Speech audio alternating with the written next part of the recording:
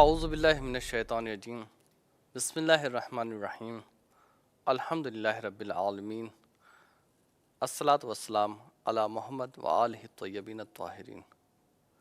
ناظرین کرام، ہمارا موضوع امام زمانہ اور امید جہاں ہے۔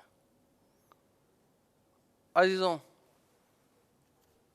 خداوند عالم نے ارشاد فرمایا وَلَا تَقْنَطُوا مِن رحمت اللہ کی رحمت سے اصلاً مایوس نہ ہو۔ کیوں؟ کیونکہ مایوسی ایک عظیم ترین گناہ ہے۔ یہ وہ گناہ ہے کہ جو اللہ کی رحمت سے انسان کو مایوس کر دیتا ہے اور انسان کی فکر کو منفی کر دیتا ہے۔ اب انسان اس صورت میں متعدد گناہ سر انجام دیتا ہے، تو ضرورت یہ ہے کہ انسان اللہ کی رحمت سے اصلاً مایوس نہ ہو۔ حتیٰ قول امیر المومنین علیہ السلام ہے کہ اعظم البلاء انقطاع الرجا، کہ امید کا منقطع ہونا سب سے بڑی بلا ہے مومن کے لیے۔ کیوں؟ کیونکہ جب تک انسان کے اندر امید ہوتی ہے تو اس کے اندر خوشحالی پیدا ہوتی ہے۔ امید سبب خوشحالی ہوتی ہے، امید سبب صبر ہوتی ہے۔ انسان ساری مصیبتیں برداشت کر لیتا ہے کہ اگر اس کے پاس کوئی امید ہو۔ تو عزیزان گرامی، اس پرآشوب ماحول میں کہ جہاں ظلم و جور کا ہر جگہ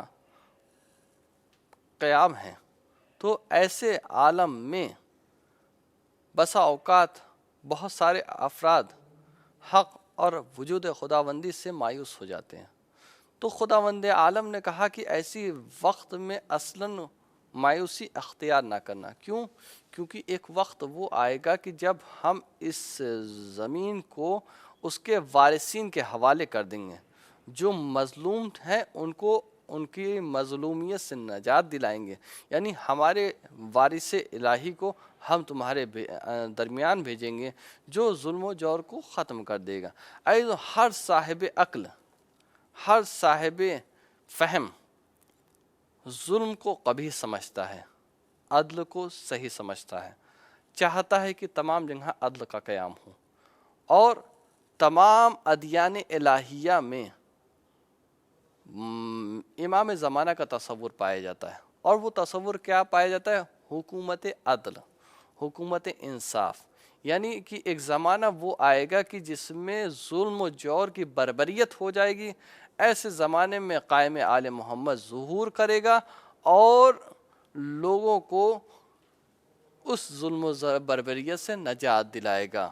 اب میں نے یہ جو موضوع ہے امید جہاں ہے، یعنی کہ امام زمانہ کا جو تصور ہے وہ تصور ایک مصلح کا تصور ہے۔ اب مصلح کا جو تصور ہے وہ فقط ادیان الہیہ میں نہیں ہے، بلکہ بعض ایسے دین ہیں کہ جن کے نزدیک بھی ایک مصلح کا تصور ہے۔ یعنی مثال کے طور پہ ہندوازم ہے، بدھزم ہے، ان کے نزدیک بھی ایک مصلح کا تصور ہے۔ یعنی ان کے یہاں ایک تصور پایا جاتا ہے کہ ایک زمانہ ایسا آئے گا جسے کلیوگ کہا جاتا ہے۔ کلیوگ یعنی سیاہ وقت۔ اس زمانے میں ظلم و جور کی بربریت ہوگی۔ ایسے میں ایک کالکے آئے گا جو انہیں اس ظلم کی بربریت سے نکال کر کے ان کو عدل و انصاف کی حکومت دے گا۔ تو عزیزوں، جیسا کہ ہم نے دیکھا کہ دیگر ادیان میں بھی ایک مصلح کا انتظار ہے، اور ادیان الہیہ میں بھی موجود ہے، اور خصوصاً اسلام میں تو ابرز ترین اور واضح ترین بیان ہے امام حجت کے بارے میں کہ امام حجت ظہور کریں گے۔ اور امام حجت کی جو پیشن گوئی ہے وہ اسلام کے بعد نہیں، اسلام سے پہلے بھی توریت میں بھی امام کے ظہور کی پیشن گوئی کی گئی ہے، زبور میں بھی امام کے ظہور کی پیشن گوئی کی گئی ہے، انجیل میں بھی امام کے ظہور کی پیشن گوئی کی گئی ہے، امام کی غیبت کی، امام کی ظہور کی، امام کی حکومت کی، ہر عنوان سے پیشن گوئی کی گئی ہے۔ لیکن دین اسلام میں واضح ترین طریقے سے امام کے ظہور اور ان کی حکومت کی پیشن گوئی کی گئی ہے، کہ جس کے بارے میں ملتا ہے کہ جب ان کی حکومت ہوگی تو حکومت عدل ہوگی، جس میں ظلم و جور ختم ہو جائے گا اور کوئی مظلوم نہیں رہے گا۔ اور اس وقت میں امام جو حکومت کریں گے وہ حکومت عدل ہوگی، اور حکومت ایسی ہوگی کہ امام اپنے علم سے لوگوں کے درمیان میں فیصلہ کریں گے، اور بعض وہ ہیں کہ حتیٰ روایت میں یہ ملتا ہے کہ اس وقت میں جو جنگیں ہوں گی، ان جنگوں امام کے ظہور سے پہلے بھی دنیا اتنی ظلم و بربریت میں بھر چکی ہوگی کہ روایتوں میں ملتا ہے کہ 1/3 آبادی خود سے مرے گی، 1/3 آبادی ظلم و جور کے ذریعے سے مرے گی، صرف 1/3 آبادی باقی رہے گی۔ یعنی کہ اس وقت ظلم و جور کا ہر طرف چرچا اور شور رہے گا۔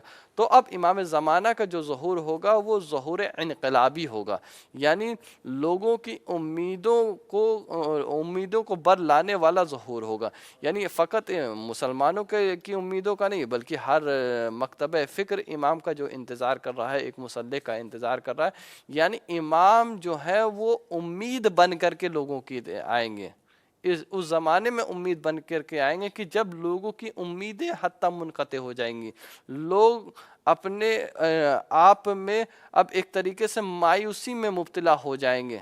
تو ایسی صورت میں امام کا ظہور ہوگا اور امام قیام کریں گے۔ اس قیام میں بھی ملتا ہے کہ بعض مسلمین ہیں، بہت سارے فرقے ہیں کہ جو ان کا آپس میں اتحاد نہیں ہے، لیکن امام زمانہ کے موضوع میں سب کا اتحاد ہے امت مسلمہ میں کہ ہاں ایک مہدی آئے گا کہ جو حکومت عدل و انصاف قائم کرے گا، اور حتیٰ ملتا ہے کہ جو امام کے اصحاب میں ہوں گے وہ بعض غیر مسلمین ہوں گے کہ جو بعد میں پلٹ کے امام کے اصحاب میں آ جائیں گے۔ کیوں؟ کیونکہ انہوں نے انتظار کیا ہے، ان کے نزدیک ایک امید تھی مصلح کی، اب انہوں نے جب مصلح کو دیکھا تو اس کو قبول کر لیا۔ وآخر الدعوانا والحمد للہ رب العالمین۔